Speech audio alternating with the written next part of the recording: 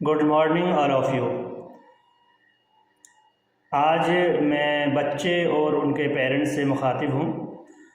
और जैसे कि आप जानते हैं कि आज 16 जून है और बहुत जल्द यानी 26 जून को स्कूल ओपन हो रहा है।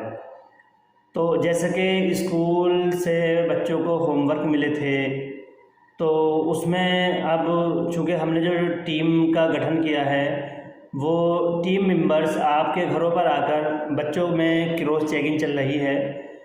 क्योंकि बच्चों को हमने कह दिया था कि आपके जो हॉलीडेज़ हैं उनको डिवाइड करना और आधे हिस्से में आप घूमना, तफरी करना, रिश्तेदारी में जाना, और आधा वक्त जो आपका बचेगा उसमें आप जितना स्कूल वर्क है आपका जो होमवर्क के रूप में दिया गया है उसको आप 10 तारीख के बाद में करना शुरू कर देना।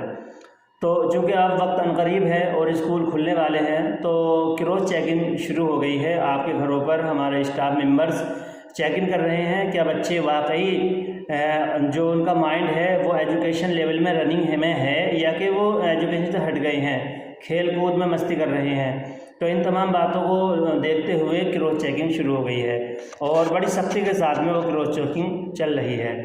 बच्चों को जो होमवर्क में दिया गया था वो स्पीच थी, हिंदी, उर्दू और इंग्लिश वगैरह में जो उनको स्पीचेस दी गई थी उनको तैयार करनी है।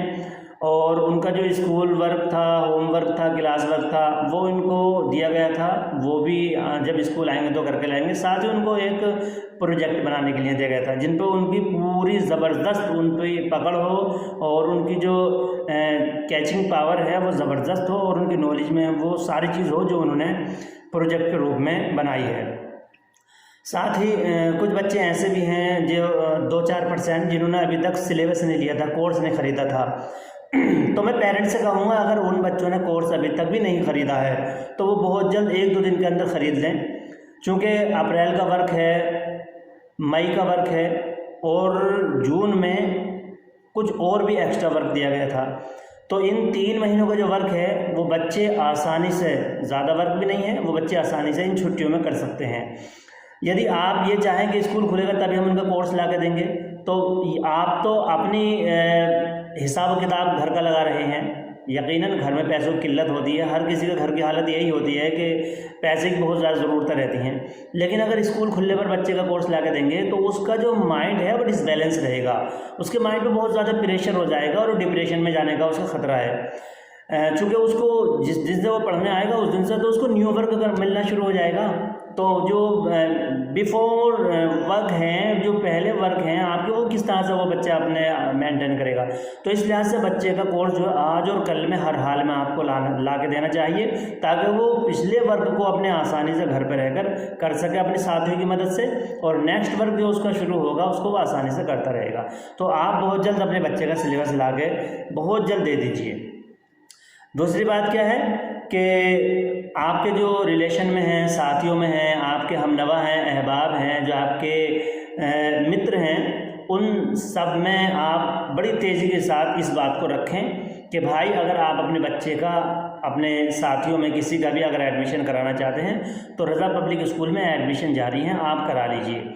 चूँकि जब वक्त निकल जाता है और स्कूल में सीटें फुल हो जाती हैं तो फिर वो कितना ही प्रयास करे वो फिर बच्चे का एडमिशन नहीं हो पाता है। और हमारे यहाँ पर तो चूँकि लास्ट ईयर में हमारे यहाँ बिठाने के लिए जगह तक नहीं रही थी, बहुत सारे एडमिशन्स आए थे तो हमने बहुत सारे बच्चे वापस कर दिए थे, जबकि दिल हमारे भी दुखा था, हम भी चाहते थे कि पढ़ें, लेकिन हमारे यहाँ इतनी कैपेसिटी नहीं थी। हमारे यहाँ बहुत शॉर्ट सीटें थी जो फुल हो चुकी थी। तो अगर आप भी चाहते हैं कि बेहतरीन पढ़ाई आपको मिले, बेहतरीन तहज़ीब व तमद्दुन मिले, बेहतरीन उनके बच्चों के अंदर देशभक्ति की जज्बे को पैदा किया जाए और बच्चे का जो वक्त है उसका लम्हा लम्हे की अगर कदर की जाए और हिसाब किताब के साथ माहौल को नज़र में रखते हुए बच्चे का जो फ्यूचर है उसको जहन में रखते हुए अगर पढ़ाई की आप चाहते हैं तो आपके लिए रज़ा पब्लिक स्कूल बेहतर विकल्प है। आप बहुत जल्द अपने साथियों में, अपने हमनवाओं में ये कहें कि अगर एडमिशन कराना है तो बहुत जल्द कराएं। लास्ट बात, जैसे कि आप जानते हैं कि ये स्कूल 1-0 पायदान से शुरू हुआ था और यहाँ पर छप्पर या टूटी हुई छत से शुरू हुआ था और हर साल कुछ न कुछ आप लोग सीख कर हम यहाँ तक पहुँचे हैं और आज स्कूल ने बेहतरीन पायदान हासिल किया है और बेहतर स्कूलों की लिस्ट में बेहतर नंबर पर आता है। तो इस बार भी हमने आप लोगों से सीखा, आपने रिक्वायरमेंट की थी, तो उन्हीं बिंदुओं को लेकर स्कूल में काम चल रहा है। जैसे आपके कंप्यूटर लैब तैयार हो रही है और कंप्यूटर्स उसमें लग रहे हैं। जैसे आपकी म्यूज़िक हॉल है बच्चों का, जैसे तबला है, ढोलक है, पियानो है, या कि और बहुत सारी चीज़ें होती हैं, उन सबको यहाँ पे बच्चे को म्यूज़िक में ये सब चीज़ सिखाई जाएगी। और साथ ही साथ जो प्रोजेक्ट वर्क होते हैं तो उनका प्रोजेक्टर के माध्यम से पढ़ाए जाते हैं, यानी स्मार्ट क्लासेस हैं, उन पर भी तेज़ी से वर्क चल रहा है। और नया बच्चों के लिए बेहतरीन वाला खूबसूरत फर्नीचर बन रहा है। तो इस साल का जो हमारा टारगेट है वो लगभग हम 80% उसको हम कवर कर लेंगे। आप जानते हैं स्कूल गरीब है, हम गरीब हैं, हमारा इलाका गरीब है, लेकिन आप सब और हम मिलकर अगर मेहनत करेंगे तो इस स्कूल को बेहतर मुकाम पे ला सकते हैं। फिर मैं एक बात कहूँगा कि हमारी ज़िंदगी को अगर चाँद लगाने हैं तो हमें अपने आने वाले फ्यूचर पे तवज्जो देनी होगी।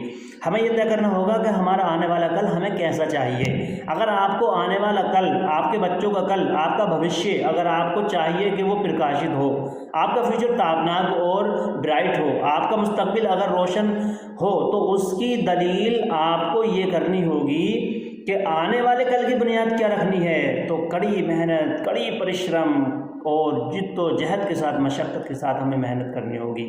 अगर हमने मेहनत नहीं की तो फिर तो वही हो जाएगा कि हर एक शख्स ने दिल की किताब पढ़ डाली, हर एक शख्स ने दिल की किताब पढ़ डाली, समझने वाला मगर कोई उम्र भर न मिला। आप अपनी सच्चाई किस किस को समझाओगे, किस किस को बताओगे? ज़रूरत नहीं है, अपनी पहचान अपने काम के ज़रिए बनाओ।